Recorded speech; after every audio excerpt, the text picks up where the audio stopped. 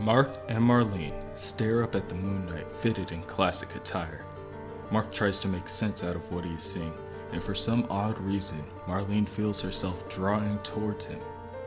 She silently climbs one step after another, inching closer and closer to the classic Moon Knight. Mark rushes to his feet and charges at his attacker.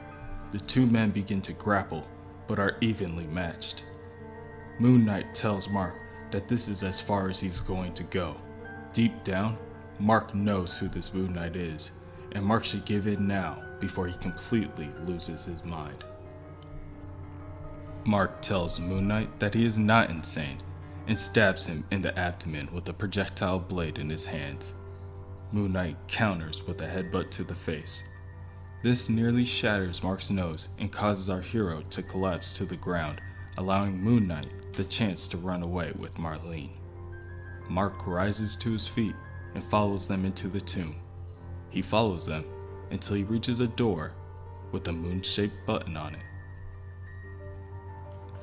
Suddenly, Mark finds himself in the vacuum of space, standing amidst the dust and rubble of the moon. He looks down at his hands and sees that he's been personally fitted with a spacesuit. He looks to his left and he sees the bountiful blue bubble that is the Earth. What alarms him the most, however, is the trail of footsteps coated with drops of blood leading through the barren land. Worried, Mark calls out for Marlene and makes his way after the bloody footsteps when he hears growling coming from behind him. Mark turns around and sees a pack of ravenous wolfmen. Each creature came with dirty matted fur and gaunt stringy limbs. It has been some time since any of them had eaten. They all growled at Mark, revealing their many sharp fangs. Mark turns on his heels and runs as he follows the bloody footsteps to another door.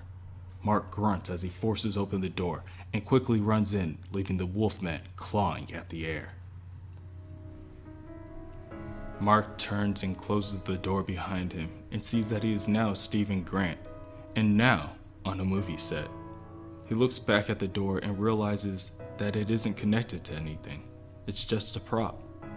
Stephen is once again confused, and thankfully Marlene, dressed in a scarlet attire, is here to explain, or at least she would, if Billy and Bobby weren't still chasing him.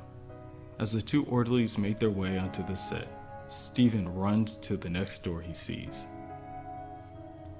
He is now Jake Lockley.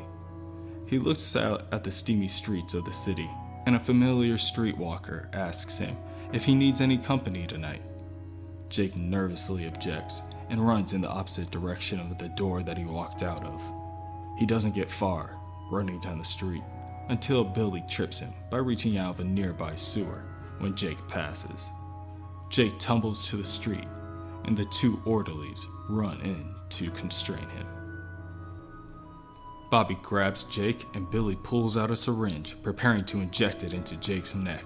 If they can get Jake to the hospital, then Dr. Ahmut will be pleased.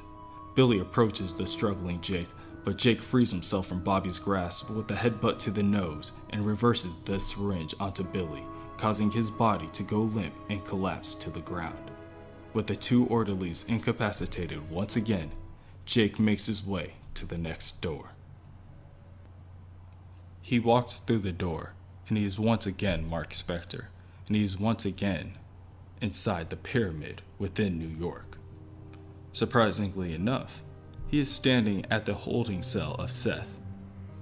And Seth is not surprised to see Khonshu's pup. He believes that Mark is there to finish him off and do his master's dirty work. Mark doesn't understand what Seth is saying. This is all supposed to be his doing. Seth scoffs and tells Mark that he is no more than a puppet being led by a string. Mark ascends the stairs to see a bleeding Moon Knight slumped over a throne. The enemy Moon Knight struggles to his feet and tells Mark that, deep down, Mark knows who he is truly facing. He pulls off his mask, revealing that he's none other than Khonshu. Khonshu praises Mark, telling his son that he's done good work. He needed Marc Spector, and against all odds, Mark came to him. Mark is his loyal servant. and Khonshu only asks for one more thing. Khonshu's body is weak and dying. Marc's mind is broken, and Marc knows this. He should let Khonshu take the pain away. He can make it all stop. All the pain, all the confusion, it can all end now if Marc gives Khonshu his body, his mind, so that Khonshu may be born into this mortal realm.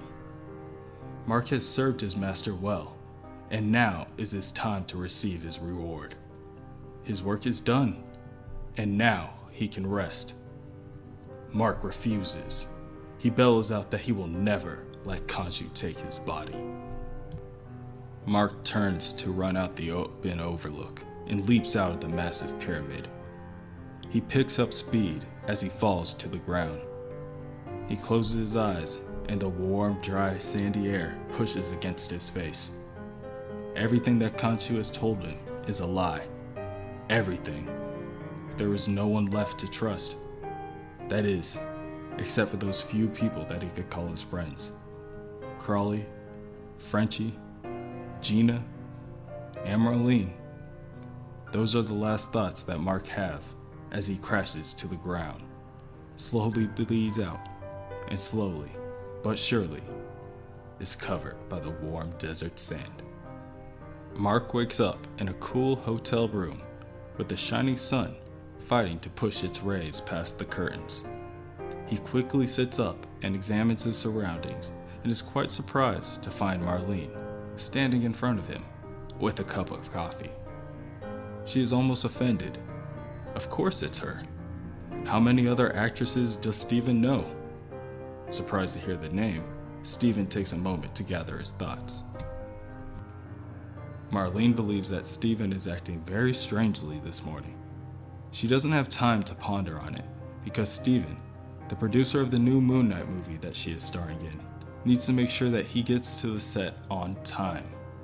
They have a very early call time today. They are shooting the pyramid scene, so he needs to hurry up and get dressed. Steven stands up and walks to the nearest window. He sees the New York skyline without a speck of sand in sight.